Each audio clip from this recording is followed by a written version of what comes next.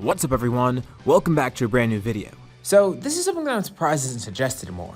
Maybe for a What If Mini, maybe for a full series, but either way, it's something I had in mind for a while but wasn't really sure how to go about it. But today, I think I figured out a way that makes it interesting. So I guess as of now, we'll just consider this a one-off, but I might turn this into a full series if there's enough interest. Otherwise, for now, we're just going to leave it as is. But today we'll be looking at a scenario where Majin Vegeta ends up killing Buu, and it's going to be changing a lot more than you might think. The scenario starts off in a pretty obvious spot. Vegeta is facing Buu, and he decides to make the ultimate sacrifice. He gives up his life in order to try and defeat Buu, performing his final explosion. But here's where things change. As Buu is destroyed by this attack, it actually takes out every little piece of him. He doesn't come back from it. Piccolo and Krillin watch on, amazed. The power in this attack, there's no way Buu could survive. And thankfully this time, he doesn't. Vegeta's attack is successful. Besides a badly injured Babidi, who is pretty easy to deal with, there's nothing now that they need to worry about. It cost him his life. But Vegeta's attack worked, and ended up killing Buu, taking him down with him. So what happens now? Everyone needs to pick up the pieces of Buu's aftermath. Of course, they do figure out later on that Vegeta's died. Goku regains consciousness, meeting up with everyone else at the lookout. They assume that Gohan is dead as well. And soon enough, Goku is going to have to return to Otherworld, but it seems that they're safe. Buu has been defeated thanks to Vegeta's sacrifice. Although, there are some things they could do. Of course, they can go and gather the Dragon Balls. If they get them right now, they can fix all the damage that Buu's done, reviving all the people that died, at least the good ones. They're all revived, and it turns out they actually don't need the other two wishes from Shenron, because what are they going to wish for? Of course, in their confusion, the two Kais still do find Gohan, healing him and taking him to the sacred world of Kais. And this leaves everyone really confused. With this wish being made, they still can't sense Gohan anywhere. And as for Vegeta, he's excluded. He's already been revived by Shenron once, back on Namek. So here, the wish excludes him. But at least they were able to reverse the damage from Buu. Although, what happened with Gohan? No one's sure, but in the meantime, Goku makes use of his time still on Earth, trying to help solve all the problems here. Everyone's been revived and the Kais just disappeared. And now, Vegeta's dead too, for good actually. He might not even keep his body in Otherworld, as Piccolo told him. But things are okay here, which is good. It's not really an ideal situation, but Goku can at least spend some time with his family before he goes back, especially with Goten. He doesn't waste his time by going Super Saiyan 3 here, he doesn't have to spend time teaching them a fusion dance. He could actually spend some quality time here. While all this is going on, Gohan is continuing his training on the sacred world of Kais. Since Goku actually did have more time on Earth, by the time he heads back to Otherworld, he's able to sense Gohan, but something's different. Gohan's already done all his training by this point, and he still accidentally broke the Z-Sword thanks to a suggestion from Shin. They know that Buu's been defeated already, but they continue the training because Gohan decided he wanted to, and then Goku ends up showing up. Actually, amidst the ritual, Goku has a lot to be caught up on because now he sees an old Kai there dancing around Gohan. Shin and Kibito being explaining everything. He ended up breaking the Z-Sword. Goku doesn't even know what that is, but cool. No, it's not cool, but they explain. And now, his potential is being unlocked by Elder Kai. And by the time Goku gets here, the ritual is actually almost done. He's glad to see Gohan's alive. And he thanks the Kais for healing him up and even training him a bit. But he tells Gohan, his time is up on Earth, so he has to stay here in Otherworld. But with this new power that Gohan's been gifted, he feels that things will be okay. Gohan could use this. As long as he encourages Gohan to train still, Earth will be fine. He just tells Gohan, use this opportunity. He needs to utilize this great power effectively. Without Goku or Vegeta on Earth, Gohan's going to be the strongest there. Even with them, he would have been, but he's not going to have their guidance. He can't slack off this time. And Gohan understands. He'll train. He'll continue honing this power, not just for himself, but everyone else. And he'll even train Goten too, make sure that he becomes a great warrior. And even though it's saddening to do so, Goku and Gohan say their goodbyes as Gohan goes back to Earth. Kibito teleports him back and then returns to the sacred world of Kais. So what's Goku gonna do now? Well, he thanks the two Kais again, but he's gonna head back off to Otherworld. Although, Elder Kai stops him. His power. He also seems really strong as well. Shin and Kibito are grateful for Goku's help too. And they ask him, why not train here with them? Well, he doesn't really want to do that ritual because he doesn't feel like that'll be nice. He doesn't want that power gifted to him. He wants to earn it. But yeah, he'd be up to training here as long as they're okay with it. This is a win-win. Shin gets to take a student under his wing, and as for Goku, well, he's going to be getting stronger. It's a good suggestion, and it gives Goku more to do in Otherworld. He's going to stay here for the time being. But he also wonders, what happened with Vegeta? Well, he knows what happened, but did he end up keeping his body, or was he just completely erased from existence? Let's go over to King Yema's place. It turns out, Vegeta's body is still intact. King Yema kept it, just in case something bad happened on Earth again. But he's about to send Vegeta away. He's not really too sure what to do with Vegeta. Vegeta could keep his body, but he's not sure if Vegeta deserves to go to Otherworld or if he should just be sent to Hell. Vegeta's surprised that he even gets to keep his body in general. But if he has to go to Hell, then so be it. That's kind of expected after what he did. And thus, King Yama sends him there. And you know, it's not so bad for Vegeta. He's gonna be the strongest person there after all. And it's better than losing his body after all. He spends some time in Hell, training himself, and also wondering what's going on up there. He hopes everything's okay on Earth. After what he did, it seems it was successful. It can't fully make up for what he did, but it's nice to know. He stopped Buu. It was his fault that Buu was resurrected in the first place. Had he not become Majin, well, that could have been avoided. And he feels content, even though things didn't really end up too ideally. But one day in Hell, there's a really strange visitor. Someone's looking for him, and he's found by the Supreme Kai. Shin shows up, and Vegeta wonders what he's doing here. Shin greets him, just as he thought. Vegeta ended up keeping his body, and of course he is in Hell. He wanted to confirm for himself and see it. But why? Why is he coming all the way here? Well, Shin actually has a proposition for him. Vegeta wants to go to Otherworld, doesn't he? Well, Vegeta doesn't really care too much, but yeah, he would prefer being there rather than here. Although, he is managing pretty well here, all things considered. But yeah, Otherworld would definitely be better. How would he even get there, though? After all that he's done, he doesn't deserve to go up there. But maybe he can. Shin wants to give Vegeta another chance. Now, he doesn't blame Vegeta fully for everything that happened, but he still does think that Vegeta deserves some blame. But he wants Vegeta to redeem himself. He wants to give him that opportunity. This is all very sudden. Why is he here in the first place, and what gave him this idea? Shin tells him, Vegeta has a lot of potential. That's abundantly clear. And he'd like to take him on as a student. A student? Well, yeah.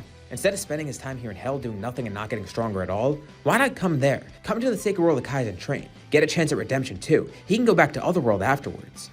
Vegeta's still suspicious of the offer, but yeah, he might as well go along with it. He has nothing else to do, and it's an opportunity to train. And if it means he could possibly redeem himself in the eyes of the Supreme Kai, well, so be it. Shin's glad that Vegeta accepted his offer, and he and Vegeta head off to the Sacred World of Kais. Before they teleport off, Vegeta actually has one question. What happened to Kakarot? Shin says he'll tell him in a bit. As the two teleport there, Vegeta's then amazed to see that Kakarot's actually standing there on the planet. Shin tells Vegeta this was Goku's idea. It would be nice for Goku to have a training partner if he is going to spend time training here after all. But still, everything that Shin told Vegeta does remain true. He will give him a shot at redemption, just to see if Vegeta's heart is in the right place. And Vegeta's amazed. He didn't think he'd actually see Kakarot here. That is kind of what he wanted. If he died, he would at least be able to train with him. It's like he asked Piccolo before, and Piccolo was right.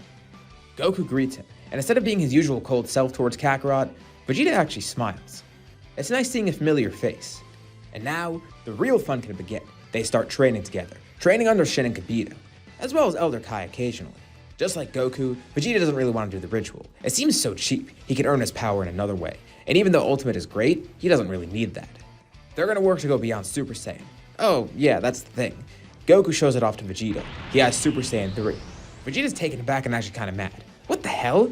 Kakarot hid this the entire time. This is the first time he's hearing of it. And Goku apologizes, but yeah, he didn't really need to use it and it would have shortened his time on Earth a lot. He didn't really need to use it? Ouch. But Goku's right. If he used this, that fight would have been a lot shorter. And Vegeta wants to try and learn this for himself. Right now, neither of them know of the problems of Super Saiyan 3 because they're dead. They don't have this issue. So, Vegeta does want to train for it actually. So while they work under the Kais to get stronger and even learn some new techniques, Vegeta begins working towards this, trying to ascend Super Saiyan 2. And it does take a lot of time. Goku works more with it, trying to get a better grasp on it. Also trying to work on Super Kaioken as well, because he doesn't really have anything else to work on. He doesn't know if he can go beyond Super Saiyan 3 at all, so he just works on perfecting that, if anything. But in the meantime, Vegeta eventually does unlock it too, and now he's on Kakarot's level, at least for the time being. And both of them are elated. They have such strong training partners. Their training is going well in general too, the fact that they're learning all these great things from the Kais and getting stronger overall. Plus, they could fight to their heart's content, two battle-loving Saiyans being able to fight as much as they want. And fighting benefits them if anything. They could just be healed up afterwards by Kibito. They're able to go all out, and they don't even have to worry about destroying the planet here because the planet's very durable. The three Kais watch on amazed. These Saiyans are getting so strong, and whenever they fight, each fight is more explosive than the last. It's insane. They spent all their years here. They're already accepted by this point. They're going to remain dead, so they might as well make the most of it. Growing stronger together, fighting as much as they want.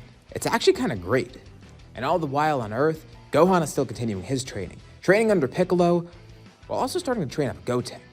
He has a lot of fun doing it, and it's pretty nice, being Goten's teacher and all. He didn't realize how potent Ultimate was until he actually started trying it out, It's incredible, and he's glad that he has this power. And it's just like Goku said, he needs to make good use of it. He has this great gift. It was gifted after all, so that's what it is, a gift. And he doesn't want it to go to waste. He's got to make great use of it, and see if he could use it even better. Unaware of Goku and Vegeta's training in Otherworld, Gohan simultaneously continues his training as well, starting to get stronger and stronger, getting a better grasp on Ultimate, benefiting those around him too, such as Goten, Piccolo, and even Trunks. These 3 hybrid Saiyans are the next generation of fighters. Without Goku and Vegeta there, it's up to them to protect Earth, and they're up for the challenge.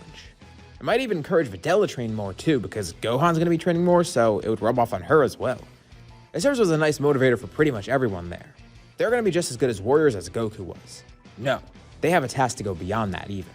Whether Earth faces a threat in the future or not, they're going to be prepared. And Earth's actually going to be pretty okay. And as we get into the next arc, you'll see what I mean. Beerus ends up waking up. Intrigued to find out more about the Super Saiyan God. And according to Whis, there's no Saiyans left, at least pure Saiyans. He looks around and no one knows of Broly, so he can't even find him. There are some half Saiyans on Earth, but more interestingly, Whis notes something. Oh, it appears the Sacred World of Kais has some Saiyans on it. The Kais? Like, Shin has some? Why are they there? Alright, Beerus is immediately interested. If there's Saiyans training with Kais, maybe those are Super Saiyan gods. I mean, they're training with gods after all, so it might be worthwhile checking out. So immediately, they head off there. And much to Beerus' surprise, these 2 Saiyans are dead. They have halos above their heads, but they're still training here regardless, so they have to be strong, right? And Shin's surprised. He sensed Beerus waking up, as is the other 2 Kais too. And Vegeta's completely dumbfounded. Beerus? Goku's the only one who's lost here, not knowing who Beerus is. But Beerus introduces himself, saying hi to everyone else here. He tells them not to worry. He's not here for anything bad. No. He just wants to figure out more about a Super Saiyan God. I mean, these are 2 Saiyans training with gods after all. Maybe they would know something.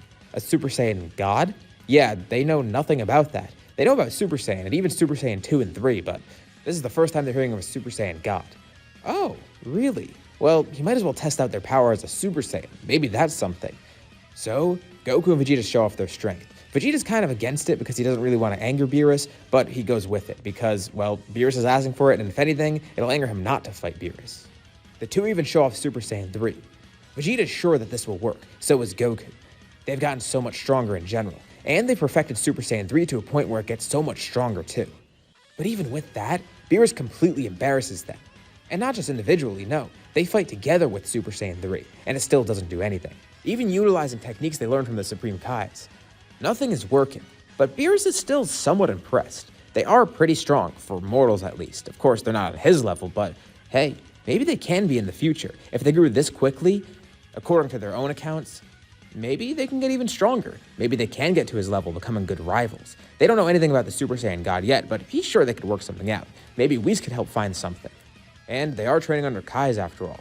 Maybe this is the best path for that. But even better, why not train under a god of destruction? Wait, what? Everyone's taken aback, especially Shin. No, these are his students. Is Beerus going to take them? Yeah, that's exactly what he's planning. Shin is a bit intimidated, but he knows Beerus isn't going to do anything to him. But after considering for a bit, he realizes, yeah, this might actually be pretty good. I mean, they are his students. If Whis trains them, they're going to get a lot stronger, and they'll eventually come back here anyways. This might actually be best for them. He can't be selfish. He has to keep their interest in mind too. So ultimately, it's up to the 2 Saiyans. And of course, they decide to go along with it. No matter what it takes, they're going to find out how to become a Super Saiyan God, if that's possible. They'll learn what it is and how to obtain it. And along the way, they'll grow even stronger than before. Beerus is elated, as is Whis. This is going to be interesting, especially because these 2 are dead. It's going to make things very weird. And of course, on Earth, no one's aware of this going on. But how is this going to change the story going forward?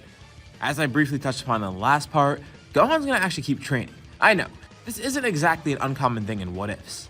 It's nothing really groundbreaking and it happens in a lot of them. But I feel it's really important to mention this here because you gotta consider the position that Gohan's in. He does have the responsibility to train here, especially with no Goku and Vegeta being around. Remember in the last part how I mentioned Goku was telling him about this, and Gohan acknowledged it. He's gonna take it seriously. He can't afford to screw up anywhere.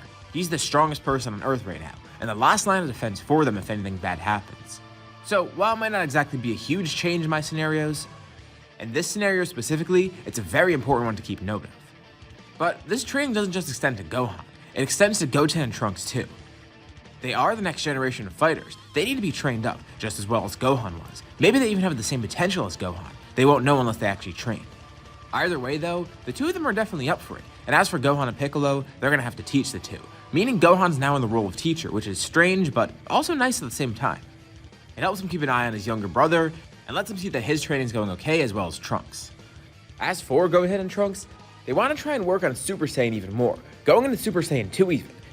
Goku, Vegeta, and even Gohan had that, so maybe Gohan could show them the ropes. It will help them grow a lot stronger, and they should be capable of it. That's their next goal right now, and Gohan's glad to help them get there. Of course, he doesn't really use his Super Saiyan forms anymore though. Now with Ultimate, this is mostly what he's focusing on. This is his best form right now, the one that he wants to train with even more. But if he does have to show them Super Saiyan 2, then so be it. That will help them after all. Eventually, this does lead us into Resurrection F. Even without Goku and Vegeta here, this is still going to happen. Frieza's army seeks out the Dragon Balls, summoning Shenron and reviving their Emperor. Of course, everyone's completely unaware of this until it actually happens.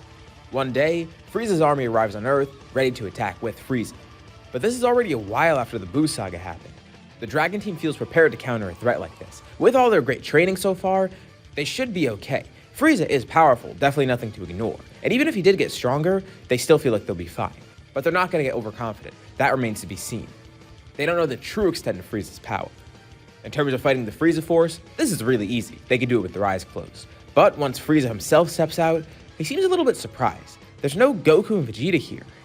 Their Spawn is here, and then all those other people that he saw before too. But Goku and Vegeta, they're nowhere to be seen.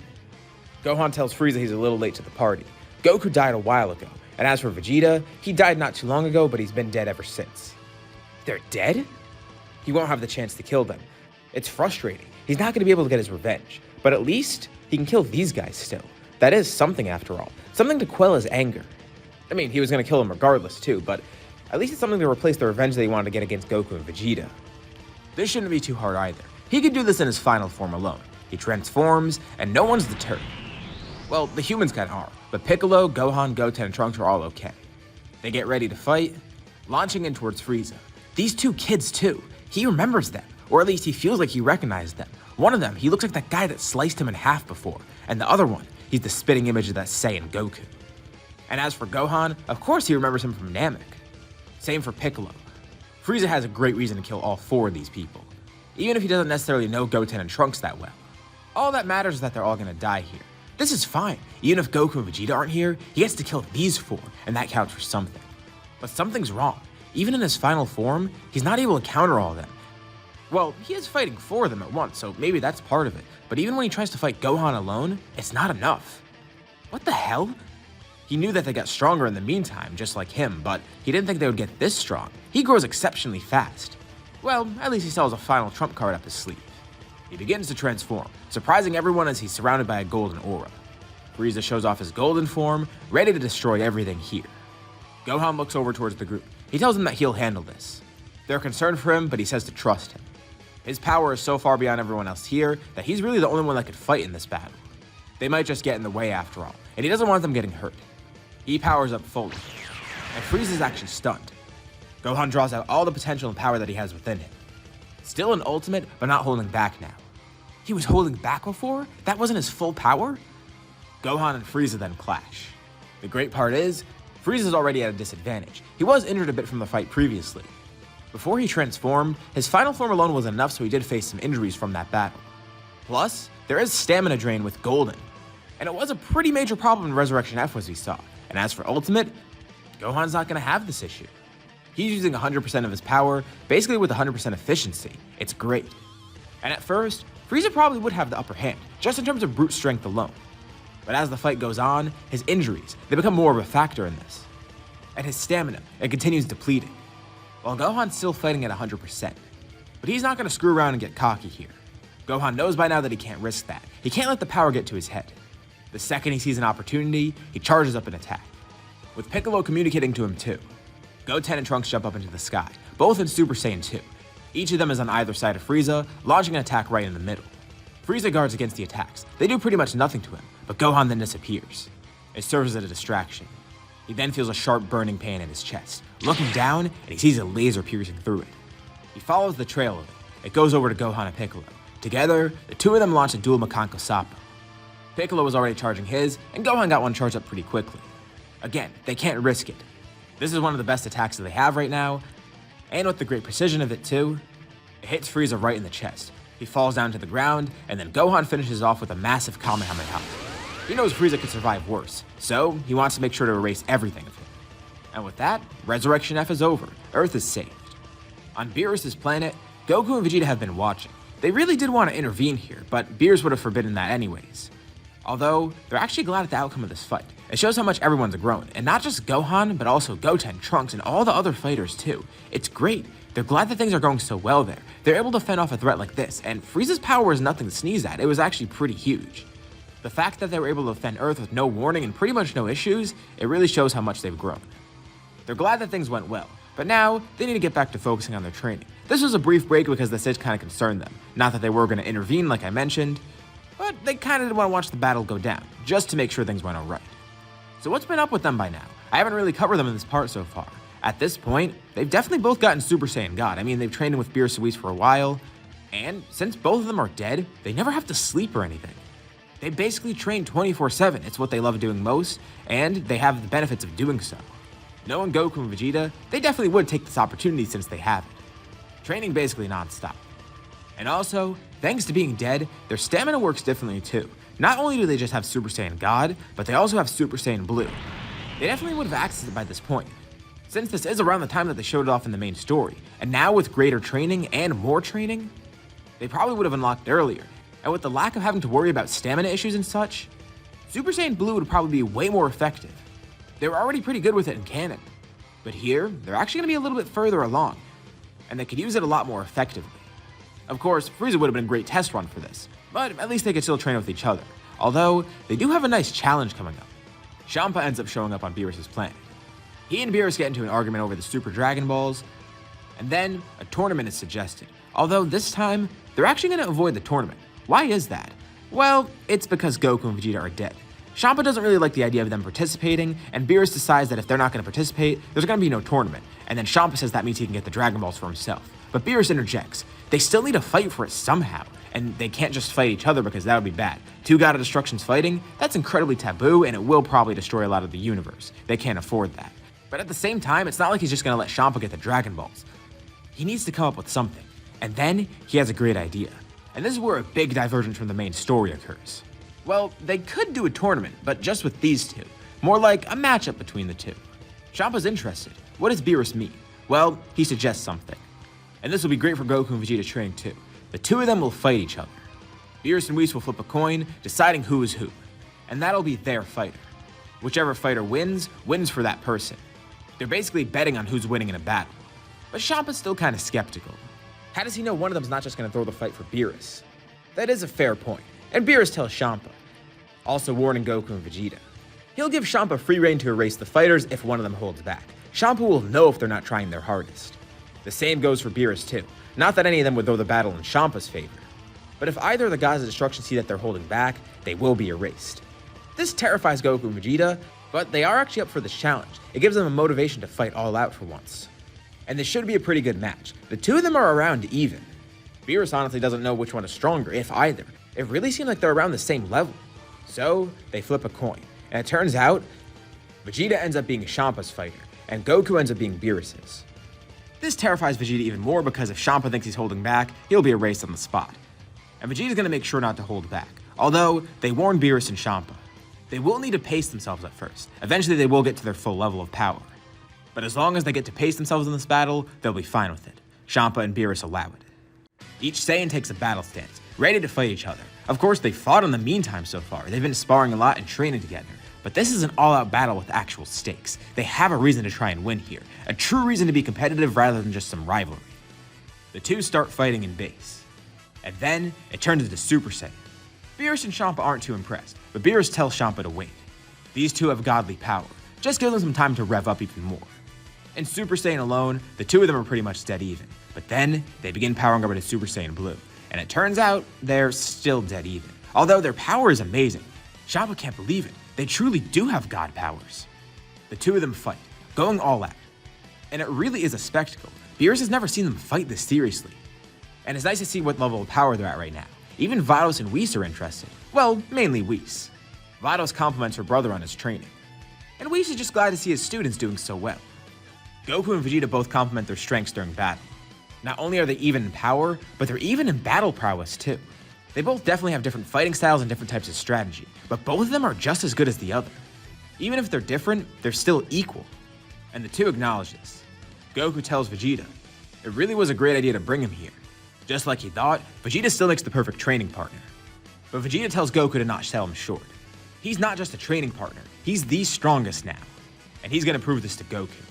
Through his strategy, Vegeta tries to figure out a way to win here. He knows that brute strength's not gonna work. But the issue is, whatever techniques and abilities he tries doesn't work against Goku.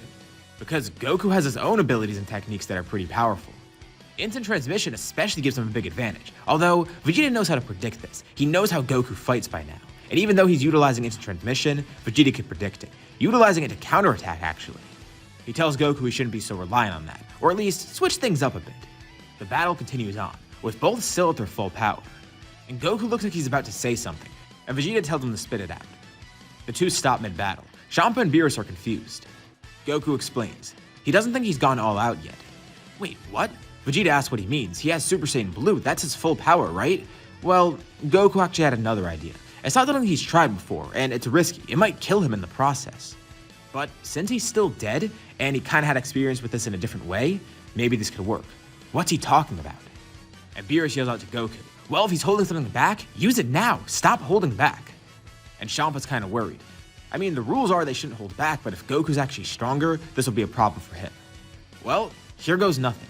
Goku begins powering up, and he shouts, Kaioken. He hasn't tried this yet with Super Saiyan Blue. But he already did try this with Super Saiyan for a bit. And again, he still is dead, so this might actually work here. He only goes into Kaioken ×2. But it works. He goes into Super Saiyan Blue Kaioken. And now Vegeta sees what he means. Great. Kakarot surpassed him once more. But he's still up for the challenge. Goku doesn't have a full control on this yet. And it is still the first time he's using it, so Vegeta sees an opportunity. He beckons Goku, telling him to give him everything he has. And the two launch towards each other once more. The fight continues, becoming an even bigger spectacle. But with this great boost in power, speed, and everything else, even if it's only a 2x boost, it's still more than enough to widen the gap, and Goku ends up winning against Vegeta. That was a pretty thrilling fight, and of course Beerus is elated. But to be nice to his brother, he will still wish for Earth back in Universe 6, but Champa's definitely going to come back here for the Dragon Balls for himself though. Of course he's going to have to wait a year, but at least he got this out of it, and it kind of was fair. Damn, now that he thinks about it, they could have just went with the tournament. He probably would have won with someone like Hit on his team. But either way, that's all settled now. But before he leaves, they have a visitor. It's Zeno. He's been watching, and even though this wasn't a true tournament, he's interested. A battle like this would be a good idea for something to watch in the future. He'll have to think about it more, but watching mortals fight like this, it's thrilling. Beerus and Champa are terrified that they're gonna get chewed out for doing this battle, but no, Zeno actually liked it. Although before I end this part, there is one more thing I want to mention. Some of Frieza's forces, they weren't entirely defeated. Frieza himself was killed, and a lot of the soldiers were defeated. But there are still remains of the Frieza Force out there.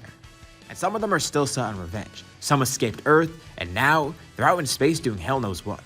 So, some of the Frieza Force did escape, as I mentioned. But what are they gonna do? Their leader's gone, and most of the army has been wiped out, so they're kind of in a tough spot. I mean, they could try another attack, but that wouldn't really work. They don't have anyone to attack with. But still, the Frieza Force needs revenge. They need to show off their might, and they do need some strong soldiers regardless. Even if they don't want to attack Earth again, they're gonna need some strong people.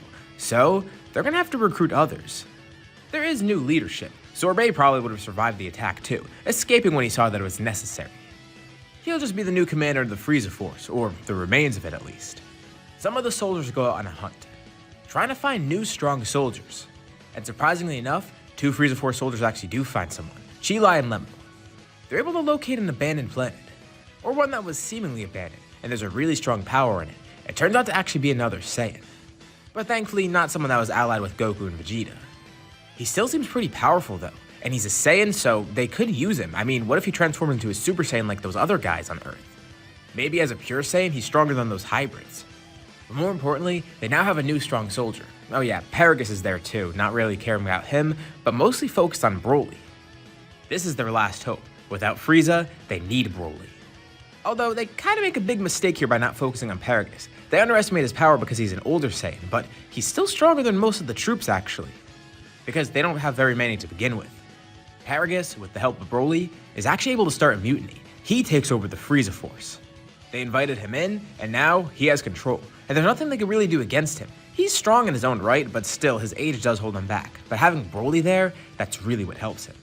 So instead of joining the Frieza Force, they take over the remains of it, making it the Paragus Force, I guess.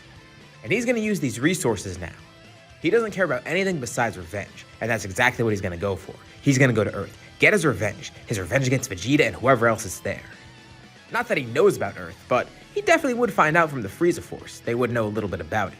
Well, that's good at least. Their plans align. But how will this actually go? As mentioned, Gohan is still going to keep his training up alongside Goten and Trunks, who are training under him and Piccolo. This is making them a lot stronger too. No one is slacking off. Not that Piccolo ever did, but these three, they're actually making use of their power. And thanks to their great hybrid Saiyan potential, they're actually able to get pretty strong. Especially Goten and Trunks, who didn't really grow too much in the main story, and now they have access to stuff like Super Saiyan 2. And as for Gohan, well, that experience with Frieza only proved what he was trying to do. Him training is actually a really good idea. He was able to defend Earth once, and he doesn't know if he's going to need to again, but better safe than sorry. And he's starting to test new limits with Ultimate, but he's not the only one trying out new limits with Ultimate. Piccolo is as well. Yeah, that's right. Piccolo is going to have an Ultimate form here. And as of the time of recording this, Dragon Ball Super Superhero isn't out yet, and I know they did reveal that Ultimate form. So I'm going to assume it's the same thing as Gohan's Ultimate because that's what it sounds like. So apologies if the video comes out and this is actually wrong, but here we're just going to go with the explanation that this is the same as Gohan's form. He's able to get the ritual done by Elder Kai, making him have Ultimate as well. And of course, when they're there, they do figure out that Goku and Vegeta are still in Otherworld training, which is cool because they didn't realize Vegeta kept his body. They knew that about Goku, but Vegeta is still there too. They're on Beerus' planet, whoever that is. They were actually here before, they just missed them. And that gives everyone comfort, knowing that Goku and Vegeta are happy in Otherworld. They can only imagine how strong those two have gotten. And the Kais do mention something about a Super Saiyan God or whatever. Super Saiyan God? That name alone makes it sound powerful. Now, they don't know the exact power of it or what it even is. But from what they're hearing, Goku and Vegeta are keeping up with their training and they're getting really strong. Gohan hopes he can at least keep them proud. And Piccolo hopes that his power with Ultimate is going to be sufficient enough as well. But who knows? Although, they're going to have a great test of their power coming up. Like I mentioned, Gohan's not sure if Earth is ever going to be attacked again, but knowing Dragon Ball, he feels like it's probably going to be attacked again. It's been happening so many times already that it's probably going to happen again, and it does. And it's none other than the Frieza Force. They're back, but without Frieza. Oh, and they introduce themselves differently now. They're the Paragus Force now. He has no idea who that is, but whatever, he'll just have to defeat them again. He powers up into Ultimate, ready to fight whoever he has coming to him. Piccolo's ready too, as is Goten and Trunks. And since the Frieza Force is so small, they don't really expect a big challenge.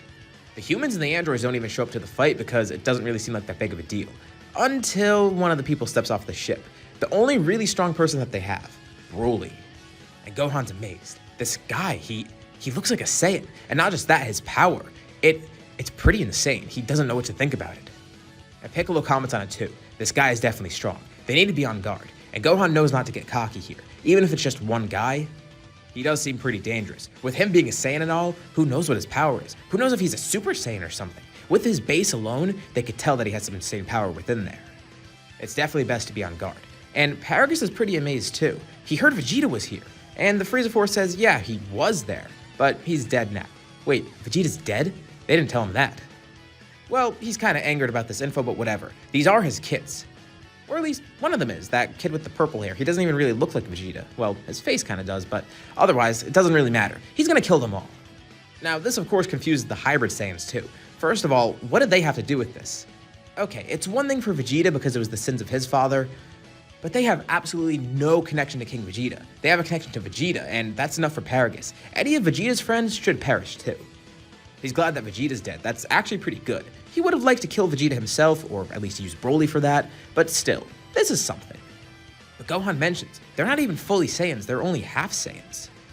They're part Earthling, and like he mentioned, they're not even connected to King Vegeta at all. They have no loyalty to the Saiyans and never actually did. They didn't even know they were Saiyans. Well, at least for Gohan. He didn't know until way after he was born, same for Goku. And it's not just that either. Gohan mentions, Vegeta's a good guy.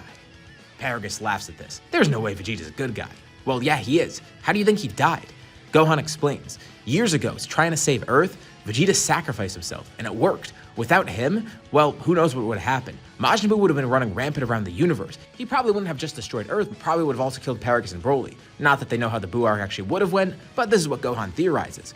Maybe if Buu didn't die, or at least not at that moment when Vegeta killed him, they wouldn't even be here having this discussion right now. They should be thanking Vegeta. And Paragus doesn't care. He's not going to hear any of it.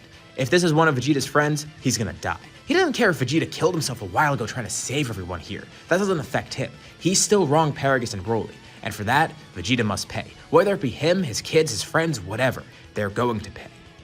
Vegeta isn't the hero that Gohan paints him out to be. Even if he thinks that Vegeta's a hero, he isn't, in Paragus' eyes at least. And Gohan never said that. He didn't say Vegeta was a real hero like that. It's just the truth. He's not lying. He just said Vegeta's a good guy. He did have some bad moments. And yeah, he wasn't always a good guy, but he's been reformed, and he did help save Earth. That's the truth. There's nothing about that that's a lie. This only angers Paragus even more. He's not going to hear any more of it. He sicks Broly on them, telling him to attack. Broly powers up, fighting Gohan. And now, the real battle begins, and Gohan's impressed. His power, it is pretty massive, and it's still growing. As he fights, Broly's only getting stronger and stronger. Just to ensure this goes okay, he powers up, showing off all his power in Ultimate, and someone else joins in too, Piccolo, using his own Ultimate form. They need to stop this guy quickly. He's growing as he fights, and that's probably like what Gohan's doing. They know how fast Gohan grows with fights, and Gohan has his rage boost too, and it seems like as this guy gets angrier and angrier, he grows as well. It's like what Gohan has, and they know that's dangerous. Gohan knows firsthand. He knows how explosive his own power is. So imagine if it's someone like this getting that same power, someone that strong, utilizing the same rage boost and all. And for all he knows, it could be more potent than his. This guy doesn't seem like any normal Saiyan. Saiyans do have similar powers, but not like this, not to this extent. His potential seems like a hybrid more than anything. No, even beyond that, like a mutant. And at some point in the battle, Broly would definitely enter his wrathful state. But beyond that, he's not going to be transforming anymore. I mean, yeah, he'll have Wrathful, which is pretty powerful, and it does make the fight pretty tough. Even Gotenks has to join in at some point. But there's some point where Broly's growth gets too slow. He keeps growing incredibly fast, but as he gets more and more used to the fight, the growth stops being as insane, and it plateaus at some point. And it's not like he can get angrier or angrier. There's a certain level of it that he can get to. He won't be turning Super Saiyan either. He doesn't get angry enough for that, and Paragus isn't going to die here, meaning that there's no trigger for that. We kind of saw this originally in the Broly movie. Goku was fighting pretty well against Wrathful Broly. I mean, he wasn't necessarily winning easily, but the tides really only turned when Broly transformed into a Super Saiyan thanks to Paragus dying. Here, that never happens. With a combined effort from Ultimate Gohan, Ultimate Piccolo, and Super Saiyan 2 Goten and Trunks, you're actually able to topple Broly's power. Broly's blinded by rage, and that's a good thing for them. Yeah, he's strong, but he's not fighting in a good state of mind right now. And much to the surprise of Paragus and his army, Broly is defeated. Not killed, just knocked unconscious. But Piccolo turns to Gohan, letting him have the final say. Should they kill these two or let them live? And Gohan thinks about it. He tells Piccolo, Broly doesn't deserve this, and Piccolo agrees. And same for Paragus. They're not going to stoop to his level. They have no beef here. I mean, Paragus did just try to kill them, but Gohan's not like that. He's not going to kill needlessly. That'll only mean he's the monster that Paragus makes him out to be. They simply banish the two away, but they give him a warning. If they do see them here again, and if they are threatened again, Gohan won't hesitate next time. He will kill both of them. Not just Paragus, Broly too. At least for this time, it seems like Broly's being controlled. Being brainwashed into doing this. But if he sees it happen again, who knows? Maybe that is something he's willingly trying to do. And he doesn't want those threats around here. It's not like Paragus can really do anything else. So, his army leaves. Not facing any casualties this time. And Piccolo's glad that Gohan made this choice. It's a mature choice. Gohan's not being vengeful at all. He won here, and he made a smart move. He knows Gohan is an adult after all. I mean, he's a father, he's been fighting for a while, and he's just grown as a person in general.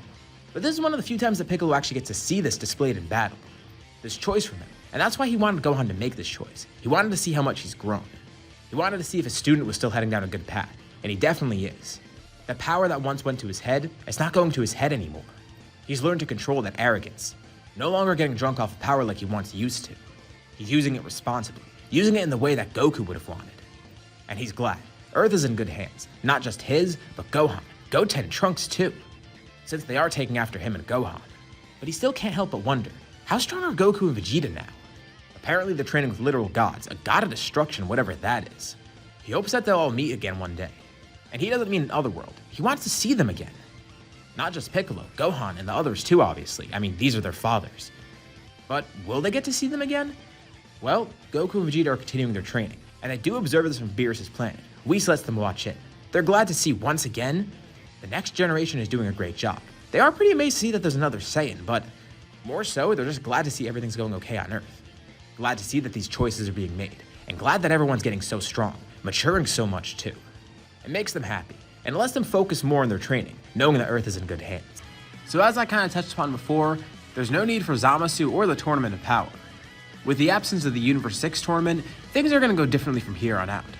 Of course, Zamasu is still being bitter like normal, but there's no real motivation for him to act on that. At least not in this story. And in terms of the Tournament of Power, well, there's going to be something else different in place of it. Remember how I mentioned Zeno was actually kind of intrigued by Goku and Vegeta's battle?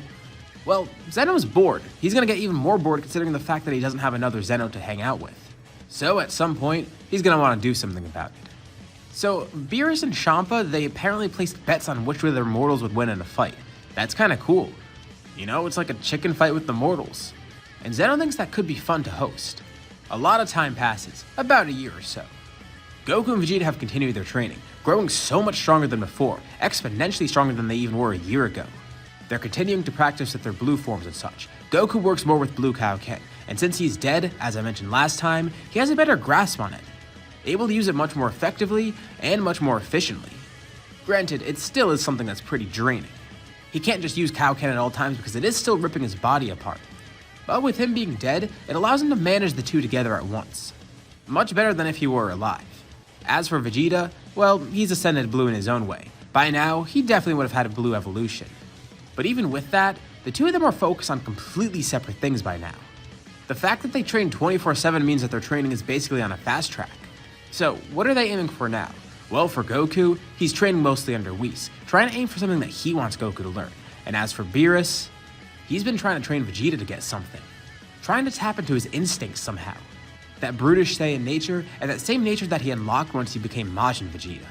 He could utilize it for good. Or for a better purpose at least. He wants Vegeta to become a god of destruction, a candidate at the very least. And Vegeta's pretty intrigued. Also, it differentiates his training from Kakarot. That might be nice if he had his own thing, and maybe it'll be stronger than whatever Goku has. They're both hyped up, and they've been working towards these things more and more. And it seems they're about to have the perfect opportunity to showcase it, at least against someone other than themselves. Zeno sets up these tournaments. Yes, it's going to be a tournament, but it's going to be a different format than the Tournament of Power. Not a battle royale, it's more of a traditional tournament. He likes the idea of people fighting one-on-one, so he sets up a bracket. Or the Grand Priest does it for him. Making a pretty good idea for a tournament. Just like with the Tournament of Power, they're going to take the lowest ranked universes, 8 of them. And it's going to start with 16 people. 2 people will be from each universe. In a series of 1v1s structured like a normal tournament. There's going to be 2 fights between Universe 2 and Universe 3, between Universe 4 and 6, between Universe 7 and 9, and between Universe 10 and 11. So, the universes recruit 2 of their strongest fighters. Of course, Universe 7 already has Goku and Vegeta, but as for the other universes, they're pretty elated to show off their fighters. And since it's only just 2 of them, they don't need to scramble together a team. Most of the gods of destruction already have great mortals in mind. And it should make for a pretty interesting tournament. Which of the universes has the strongest fighters? Or at least in terms of their peak fighters. Of these strong people, these 16 fighters cherry-picked from each universe, specifically because of their strength, which of them is the strongest? And which universe will come out on top? Granted, there's no real prize here, it's for Zeno's enjoyment. But obviously there is an incentive to win. The winning universe will look way better in terms of Zeno's perception of them. This is a chance to improve it. I mean, they are the 8 weakest universes after all. Why not prove that they don't deserve to be amongst these 8? Plus, it's for the pride of their universe too. It's not just to make it look good for Zeno, but for the gods to actually judge their mortals, see how well they're performing, especially if they're handpicked to train under the gods, or the angels or whatever. And they're actually pretty intrigued to see that Universe 7's fighters, they're both dead. The gods of destruction are confused by this, but whatever, Beerus has always been weird, so it doesn't really seem too out of the ordinary for him to have dead people training on his planet. But they didn't realize that was allowed. Either way, it doesn't matter. Actually, that makes Universe 7 look worse, if anything. They look on and see that Beerus couldn't even find a living mortal that could help him. He had to find 2 dead people. That's kind of hilarious. He's definitely going to be out within the first round. Well, Beerus is a lot more confident than they are. But he hides it. He knows that his universe will perform well. The fruits of Goku and Vegeta's training are about to be shown. Let's skim through the first few rounds. The first fights aren't really anything too special, and the real fun starts next. First is a fight between the winners of the previous 2 rounds. One of Universe 3's warriors hand-built for this actual tournament itself, and Hit. And even though they made a robot just for this tournament, Hit still wins pretty easily, in fact. Definitely on a lot of the gods' radars. As for the next battle, it's between Universe 7 and 11. Goku versus Toppo. Now this should be interesting. Toppo is actually pretty strong, and it forces Goku to use a lot more of his power than he was expecting. Toppo is training under the god of destruction after all, and that makes Goku wonder. It might have been cooler if Vegeta fought him. And Toppo is surprised. Wait, there's another god of destruction candidate in this universe? Yeah, but it's not him. And Toppo kinda underestimates Goku. If he's not even the candidate, well, he's probably not the strongest one here. Vegeta probably would be. But that's not really the case here. Goku powers up into Blue Kaioken.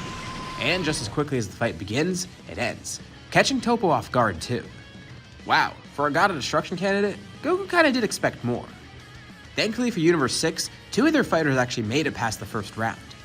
And next up is Universe 2's Ribrianne versus Universe 6's Kappa. Although Universe 6 is at a heavy disadvantage. Universe 6 doesn't have Super Saiyans. And even though Kappa is strong, without Super Saiyan, he's not gonna last in this battle. Ribrianne ends up winning. And for the 4th and final battle of this round, it's another fighter from Universe 7 and another from Universe 11. These 2 universes have become the favorites to actually win this tournament. Although now with one of Universe 11's fighters down, Universe 7's ahead. But the next fight's gonna be very different. Vegeta versus Jiren. And Vegeta could tell, Jiren's something else. He can't hold back anything against him, so he has to show off one of his newest techniques. He is a god of destruction candidate after all, so he should utilize the powers.